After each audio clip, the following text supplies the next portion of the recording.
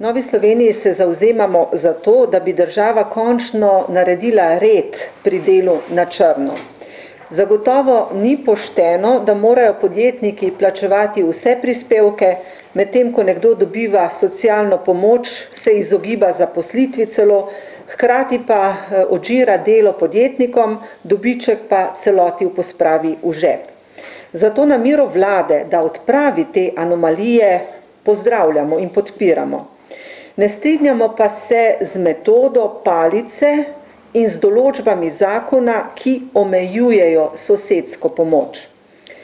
Torej, v Sloveniji smo se odločili za metodo palice, to pomeni, oziroma verjetno v upanju, da bo na ta način v proračun priteklo več denarja od izrečenih glob in bo proračunska luknja malo manjša.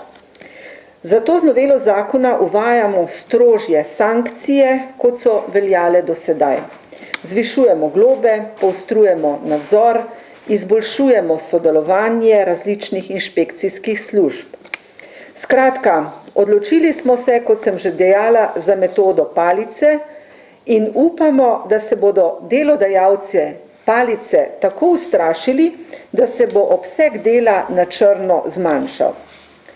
No, za vsak slučaj, če se iz tega naslova ne bo nabralo dovolj proračunskih sredstev, pa je vlada v zakon vključila še vse Slovence, ki bi si drznili pomagati svojim sosedom.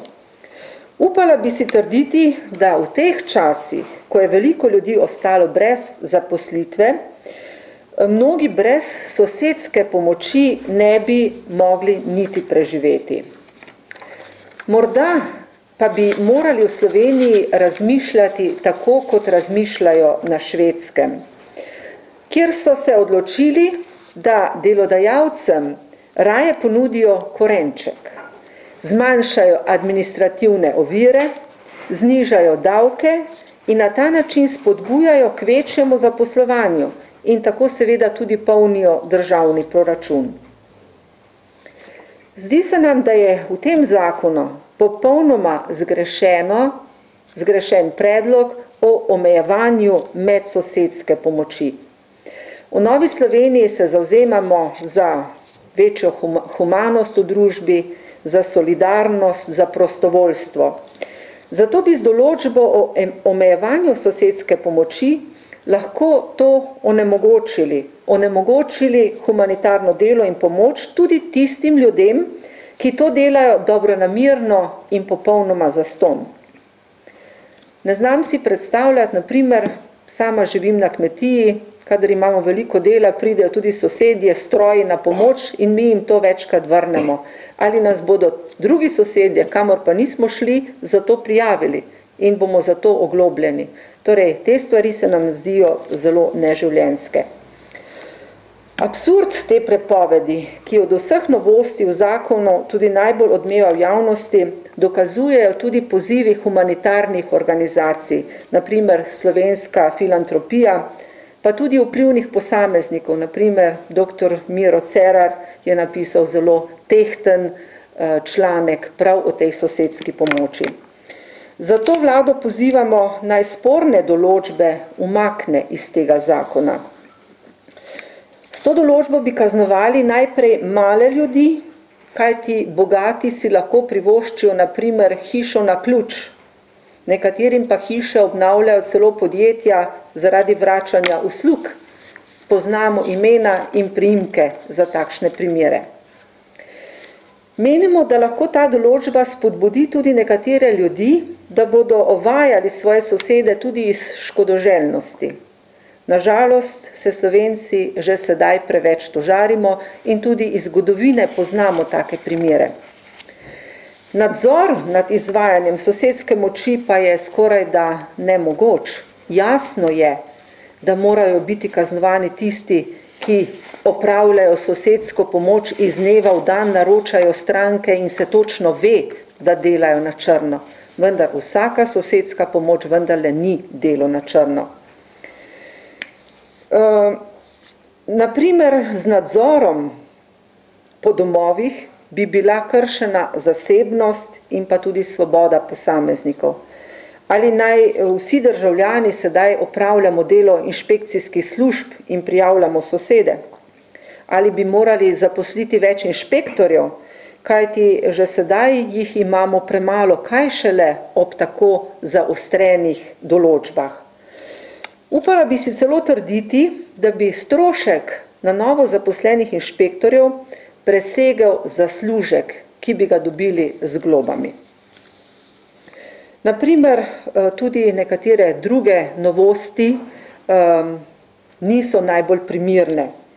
Novela namreč predvideva, da bo moral delodajalec, ki bo na črno zaposloval delavce, v roku 3 dni ponuditi delavcu pogodbo o zaposlitvi za nedoločen čas ter poravnati vse obveznosti iz delovnega razmerja za obdobje 3 mesecev pred ugotovitvijo dela na črno. To se sliši zelo dobro. Nam pa se poraja vprašanje, ali bo po 3 dneh inšpekcija spet prišla preveriti podjetje, ali je ta delavec sedaj dejansko zaposlen za nedoločen čas, ali so poravnane vse obveznosti. Zakaj dvomimo, da je takšna določba primerna? Zato, ker smo v preteklosti ali pa iz dneva v dan slišimo za veliko primerov, ko so delavci zaposleni za nedoločen čas, vendar za svoje delo že nekaj mesecev ne dobijo plačila in prispevki že dalj časa niso plačani. Zato mislimo, da bi inšpekcijske službe morale najprej začeti prav tukaj. Torej, uporabiti tista določila zakona, ki jih že imajo, ki so že na razpolago, da bodo lahko učinkovito delali. Torej, v Novi Sloveniji menimo, da je omejevanje dela na črno nujno potrebno, vendar se bolj zavzemamo ne za metodo palice, ampak za metodo korenčka.